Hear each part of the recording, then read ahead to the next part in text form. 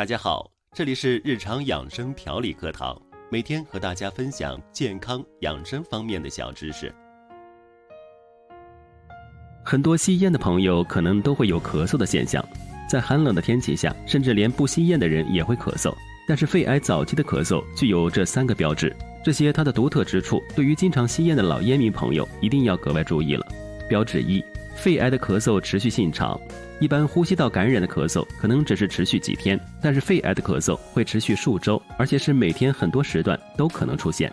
标志2，肺癌的咳嗽可能夹带粘液，区别于干咳，肺癌的咳嗽更有可能夹带粘液或痰，特别是出现红色的痰，这可能是肿瘤侵润呼吸道导致出血所致。标志3，肺癌的咳嗽更痛苦。健康的人在咳嗽完会感觉嗓子比较舒服，但是肺癌患者的咳嗽本身就有刺痛感，在咳嗽完这种刺痛感也会存在。如果你并没有咽喉疾病，更需要小心这一点。除了这3个特点，早期肺癌还有呼吸急促、嗓音变得沙哑、食欲不振、后背或肩膀疼痛等症状。